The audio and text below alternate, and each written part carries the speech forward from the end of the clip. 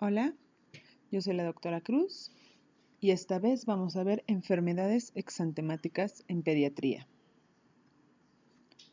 Como definición, tenemos que van a ser un grupo de infecciones sistemáticas donde van a existir erupciones cutáneas de aparición más o menos súbita y de distribución amplia, formadas por distintos elementos, los cuales pueden ser máculas, pápulas, vesículas, pústulas, petequias o abones.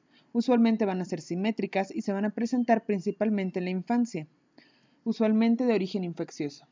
La etiología va a ser frecuentemente viral. Van a clasificar en 4 grupos: eritematosas, vesiculares, maculopapulares y purpúricas petequiales. En las eritematosas tenemos a la escarlatina, el eritema infeccioso, la enfermedad de Kawasaki y la estafilococcemia. Las maculopapulares son el sarampión, la rubiola, el exantema súbito, la mononucleosis infecciosa. En los vesiculares, la varicela, el síndrome mano-pie-boca y el síndrome de piel escaldada. Y en las purpúricas petequiales veremos el síndrome de choque tóxico, la púrpura fulminans y el dengue. Vamos a iniciar con varicela. De etiología, virus varicela zoster. Este se transmite de persona a persona. Su incidencia principal es en invierno y primavera, con una incubación aproximada de 7 a 21 días, que puede ser de 10 o de 10 o hasta 28. La contagiosidad principalmente se va a dar 48 horas antes del inicio del exantema hasta la presentación de las vesículas, y la infección siempre va a estar latente. En niños no vacunados, la edad aproximada de presentación es de 5 a 10 años de edad y en niños vacunados de 5 a 15 años. Veremos el cuadro clínico. En el que se van a presentar mialgias, artralgias, fiebre y escalofrío. Va a empezar a ver lo que es el exantema, que es un exantema centrípeto, maculopapular, que va a iniciar en cuero cabelludo, cara, y además va a afectar también a la lengua para después generalizarse en tronco, palmas y plantas. Las primeras lesiones, bueno, hay que recordar que todas estas lesiones pueden aparecer o al mismo tiempo o pueden ser, no aparecen todas el mismo tipo de lesión a un mismo tiempo, sino que son variadas. Tenemos que primero aparecen unas vesículas aisladas sobre una base eritematosa. Estas se van a convertir en pústulas y estas pústulas en costras. Y como les dije, todas estas van a estar en diferentes etapas. Aquí tenemos cómo están en diferentes etapas, cómo inician por vesículas, las cuales se van convirtiendo en pústulas y después en costras. Y todas aparecen al mismo tiempo.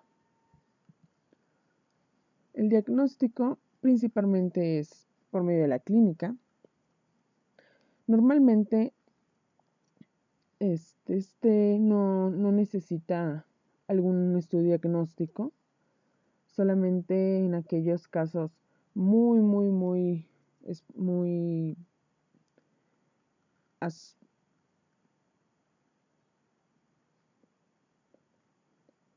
escuetos, donde realmente no se esté seguro del diagnóstico, y en aquellos casos donde el paciente presente factores de riesgo para padecer varicela grave. Una de las pruebas que se hace son la prueba de Tinsank, en donde van a aparecer los cuerpos de inclusión nuclear, una reacción en polimerasa o anticuerpos IgG o IgM específicos. Esta sería una prueba de Tinsank donde se observan la inclusión de los cuerpos nucleares.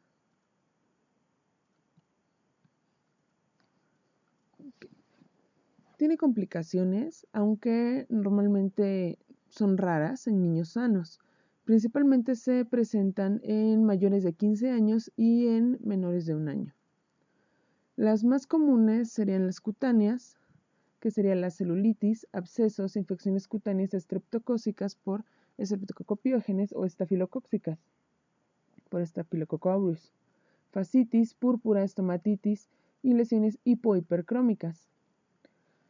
Oculares como panoftalmitis, queratitis, uveitis, corioretinitis, pérdida de la sensación corneal, glaucoma, neuritis óptica y ptosis. Y de las neurológicas, que son, digamos que de las más graves, sería la ataxia cerebelosa, la meningitis aséptica, las convulsiones, mielitis transversa y la encefalitis. Y las viscerales sería la tamponade, miocarditis, hepatitis, colitis, peritonitis y pancreatitis. Los factores para desarrollar varicela grave sería en mayores de 14-15 años, mujeres en embarazo, pacientes menores de 1 año, que tengan inmunodeficiencias congénitas o adquiridas, enfermedades cutáneas diseminadas y que aparte se les sobreagregue varicela, enfermedades pulmonares crónicas, tratamiento con inmunosupresores y esteroides y presencia de más de 500 lesiones. El tratamiento principalmente va a ser sintomático. Se van a usar polvos secantes como talco, baños coloides, baños de avena y baños fríos. Esto principalmente va a usar al menos unos 20 media hora en el baño y posteriormente se tiene que utilizar emolientes sin perfumes y pocos conservadores. Puede ser petrolato, cold cream, aceite de almendras dulces.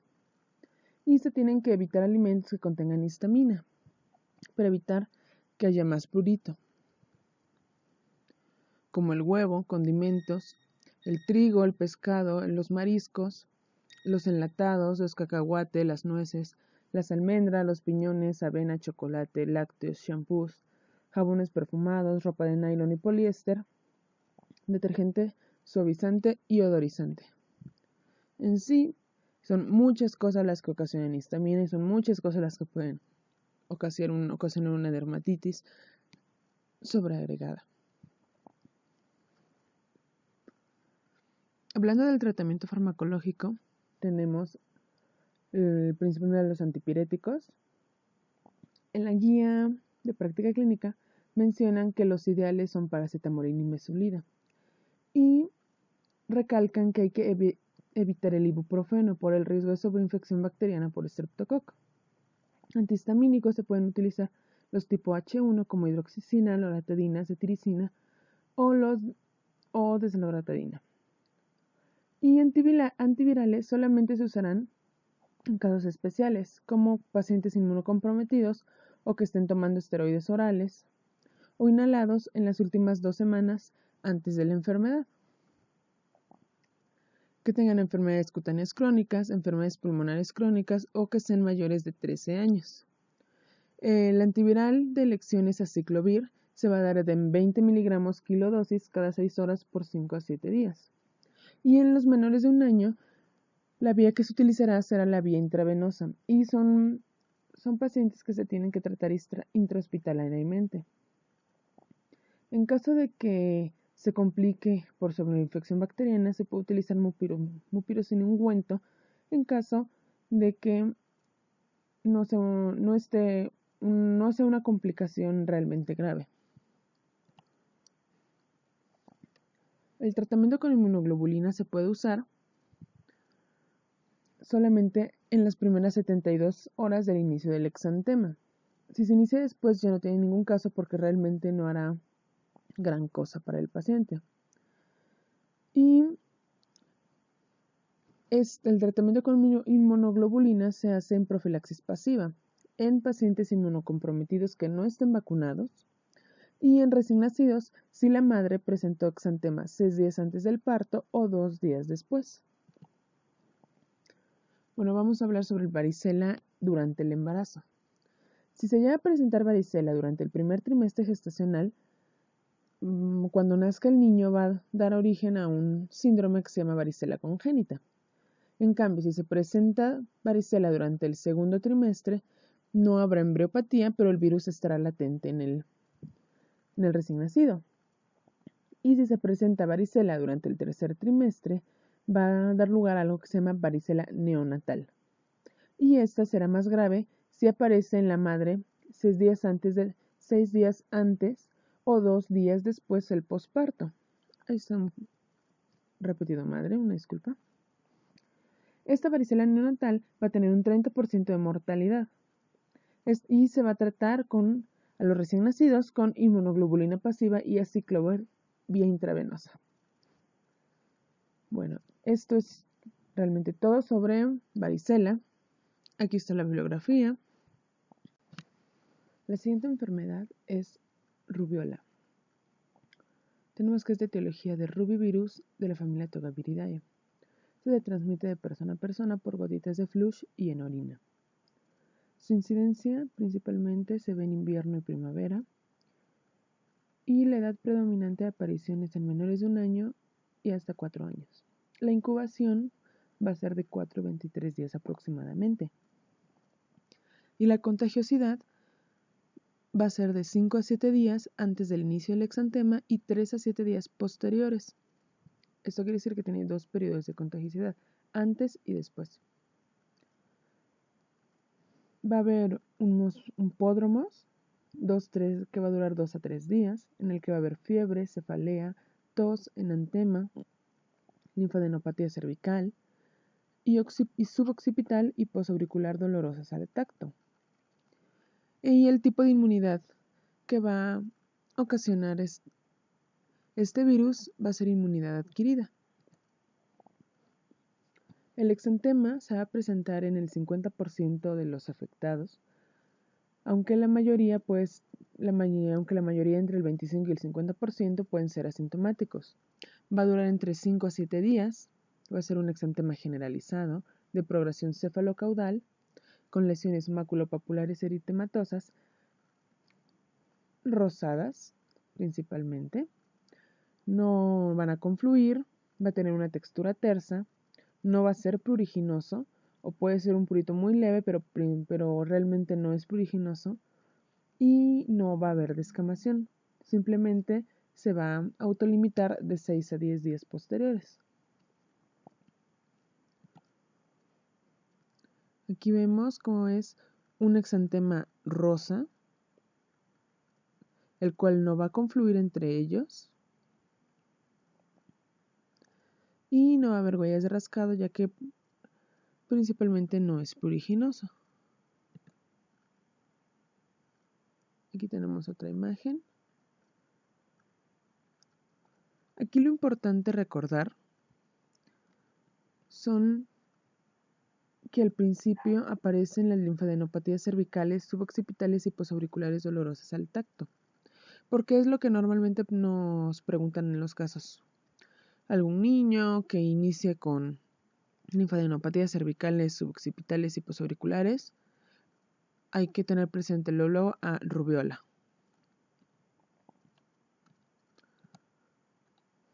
El diagnóstico se va a hacer principalmente con el aislamiento del virus de la rubiola. Puede ser por IgM o IgG específica para rubiola, con PCR en orina o exudo faríngeo, inhibición de la hemaglutinación o anticuerpos por inmunofluorescencia. El tratamiento nos dice la guía que el manejo de la fiebre hay que hacerla con medios físicos y en caso de que no se da con medios físicos, ya utilizar antipiréticos. La dieta va a ser habitual, hay que darle abundantes líquidos en caso de que se deshidrate por la fiebre. Los baños siempre tienen que ser tibios y hay que evitar tallar la piel. El aislamiento escolar o el aislamiento en su casa va a ser de hasta 7 días posterior a la aparición del exantema. Va a ser cuando aparezca el exantema, ahí se aísla, cuando desaparezca, posterior 7 días. Okay.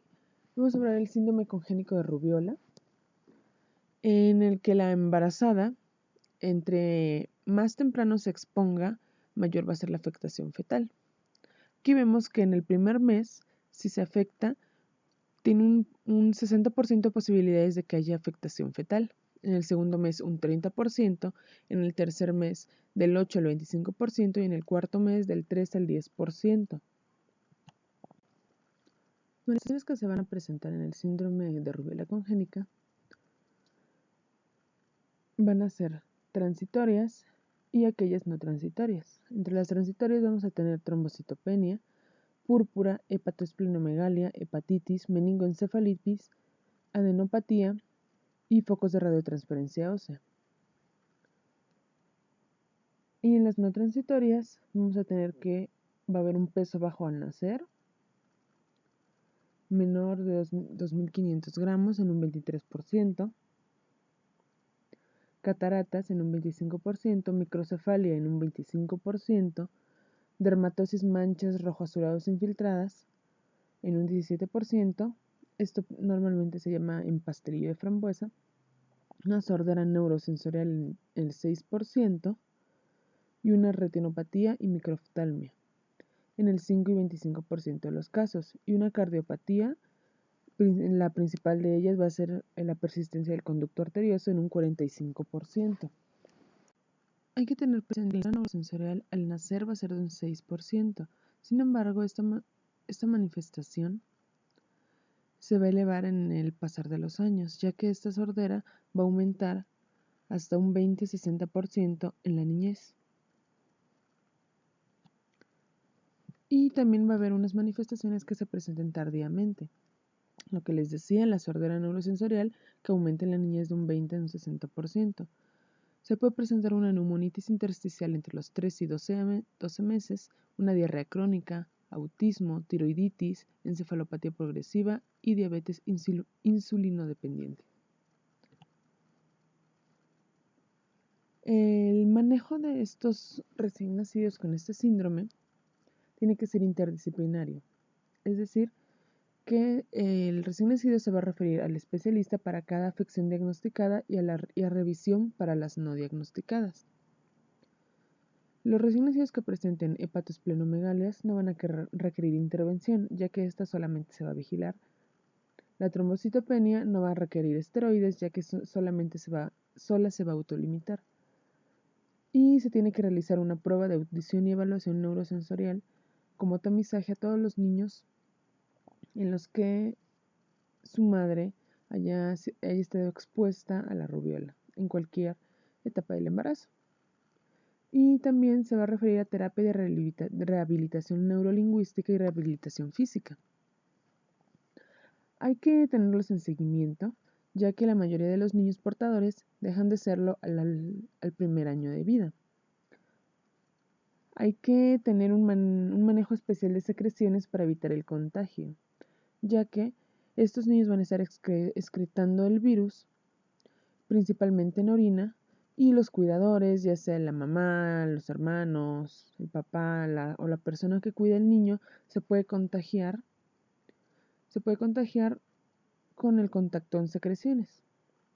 Hay que evitar especialmente el contacto del paciente y de los contactos que tienen con el bebé portador hacia embarazadas, para evitar que haya otro embarazo con un síndrome congénito de rubiola. Hay que hacer una cuantificación de la excreción del virus hasta que deje de excretarlo, y las pruebas auditivas y neurosensoriales de tamizaje se seguirán haciendo para ir valorando el porcentaje de pérdida de audición neurosensorial. Aquí tenemos la bibliografía.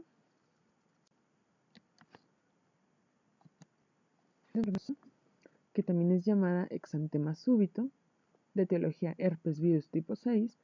Esta va a ser su transmisión aérea por gotas de flush. La incubación va a ser de 9 a 10 días y el grupo de edad va a ser de 4 meses a 4 años. Tenemos que entre los 4 y los 24 meses, el 30% de los niños ya se van a ver afectados, y entre los 12 meses y los 3 años, del 10 al 60% de todos los niños van a verse afectados. Este va a tener un hipódromos en el que va a durar más o menos de 3 a 7 días, va a tener un periodo febril agudo en el que la fiebre va a ser muy importante, va a ser de hasta más de 39 grados, que va a durar de 3 a 7 días. Va a haber otitis, datos de afección de vías aéreas superiores, gastroenteritis, linfadenopatías cervicales y posoccipitales. Y la contagiosidad va a durar durante el periodo febril, esto quiere decir más o menos unos 3 a 7 días. El exantema va a tener un inicio súbito. Aquí hay algo importante que recalcar porque esto siempre lo ponen en los casos clínicos.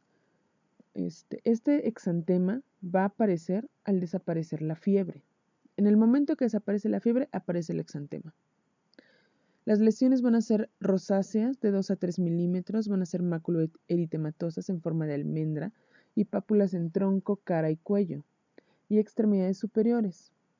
No van a ser confluentes entre sí, va a tener una textura tersa y no van a ser pruriginosas. El enantema se va a caracterizar por pápulas eritematosas en el paladar blando y úvulo, las llamadas manchas de Nagayuma. El diagnóstico principalmente va a ser clínico. El tratamiento va a ser completamente asintomático por ser una patología autolimitada y que prácticamente no tiene complicaciones. En caso solamente serían las crisis febriles por el alto de la fiebre, las cuales pues se pueden manejar disminuyendo la fiebre. Ahora, aquí sí vamos a utilizar medios físicos para bajar la fiebre y además antipiréticos. La parvovirus B19. La transmisión va a ser de persona a persona por gotitas de flush, por sangre y de manera vertical. La incubación va a ser de 4 a 14 días en promedio con 21 días hasta máximo. La edad de presentación va a ser de los 6 hasta los 19 años. La contagiosidad va a ser de 6 a 11 días previos a la aparición del exantema. Y los pródromos se van a caracterizar por mialgia, cefalea, náusea y diarrea. Estos 7 a 10 días. El exantema va a durar unos 2 a 3 días, va a ser generalizado y va a aparecer por etapas. Eso es lo que caracteriza el exantema de esta enfermedad. La primera etapa va a ser un exantema eritematoso en mejillas, el típico signo clínico de niño bofeteado, el cual va a ser no doloroso, va a haber hipertermia y edema y va a respetar el área peribucal relativamente. La segunda etapa, el exantema se va a hacer papular diseminado, distal y simétrico, en tronco, en pierna, como vemos aquí. Y por 4 días tendrá la apariencia de un eritema en encaje o red. Y aquí va a empezar a ser pruriginoso, como vemos aquí, cómo se ve simulando un encaje o una red. Y la tercera etapa, que es de duración variable y de aparición recurrente hasta por varias semanas. Esto quiere decir que se puede quitar y al exponer al paciente a un factor ambiental como la presión cutánea, la luz solar directa e intensa, el frío extremo, el estrés, puede recurrir. Que el diagnóstico principalmente es clínico, aunque también se pueden realizar anticuerpos específicos contra parvovirus B19, proteína C reactiva, IgM específica para parvovirus B19 y búsqueda de DNA viral. El manejo se realizará en caso de la fiebre, con medios físicos y baños o compresas con agua fría sobre toda la piel. En caso de no controlar la fiebre con medios físicos, se pueden utilizar antipiréticos y en la fase 2 de la enfermedad se pueden llegar a utilizar antihistamínicos. Se le tiene que realizar un seguimiento ya que esta enfermedad recurre, como ya lo dijimos. Es una infección benigna y autolimitada, pero si es necesario tomar una BH durante todo el tiempo que perdure el exantema y en las recurrencias, para detectar oportunamente complicaciones. Una de las complicaciones más temidas es la anemia aplásica. Y en el embarazo, una hidropesia fetal.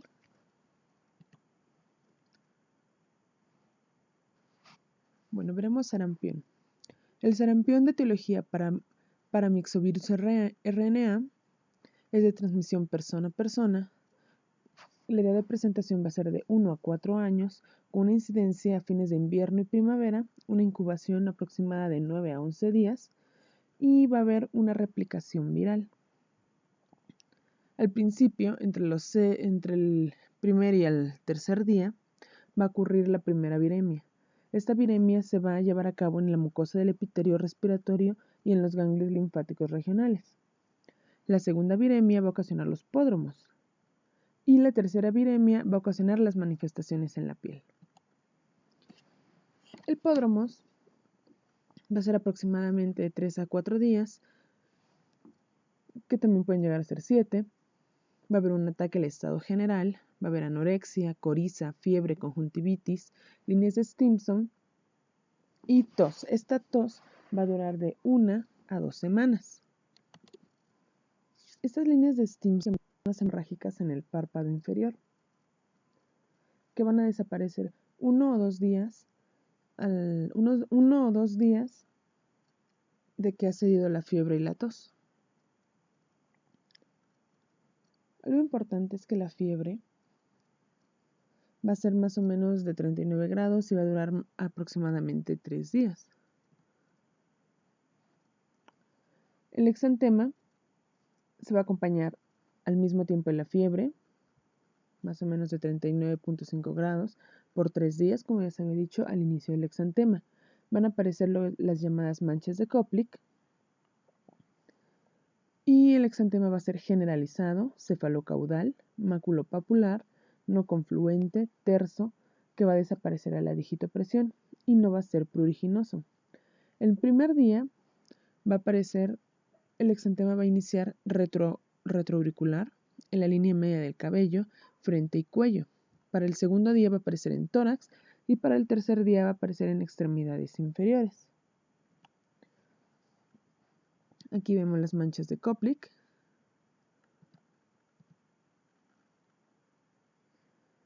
Y una imagen clásica, yo creo que todos la han visto, de una niña con sarampión. Donde las lesiones van a ser, va a iniciar cefalocaudal y van a ser lesiones maculopapulares.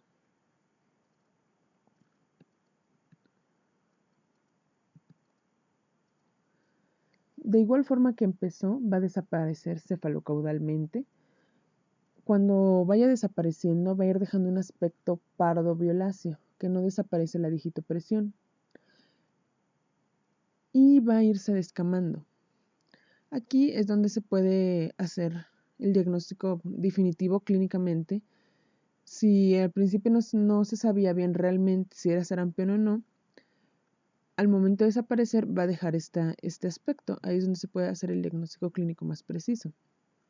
Y algo importante es que el eritema va a respetar plantas y palmas. El diagnóstico se puede hacer con un examen citológico en frotis de nasofaringe, donde se van a encontrar las células de Wartin-Finkley y también se puede hacer IgM específica o aislamiento viral. El aislamiento viral solo se puede hacer hasta 3 días antes de la aparición del exantema en sangre, nasofaringeo, heces y orina. Es importante tomarles una biometría o citometría hemática, ya que estos pacientes pueden cursar con leucopenia. El manejo se va a realizar con antipiréticos y, claro, también medios físicos para controlar la fiebre. La guía de práctica clínica menciona que hay que manejarlos igual con vitamina A, en la que principalmente van a ser 2 dosis. En menores de 6 meses y mayores de entre 6 a 12 meses y 12 meses y más, se van a hacer diferentes dosis. Una dosis en menores de 6 meses de 50.000 unidades internacionales y de 6 a 11 meses de 100.000 unidades internacionales y 12 meses y más de 200 unidades internacionales. Esta dosis va a variar aproximadamente de 3 a 6 meses entre una y otra. Hay que darles abundantes líquidos y el aislamiento se va a realizar por 4 días posteriores al inicio del exantema en niños sanos y durante toda la enfermedad, desde pódromo si se detecta desde ese periodo, hasta la descamación, hasta el final de la enfermedad en todos los pacientes inmunocomprometidos. Las complicaciones del sarampión incluyen neumonía en un 56-85%, una otitis media aguda entre el 7 y el 9%, una laringotraqueitis del sarampión del 50%. Aquí es importante decirle a los papás, explicarles que pueden presentar estas complicaciones y darles los datos de alarma. Puede haber diarrea, una bronquiolitis obliterante y una neumonía por sobreinfección bacteriana. Y la bibliografía.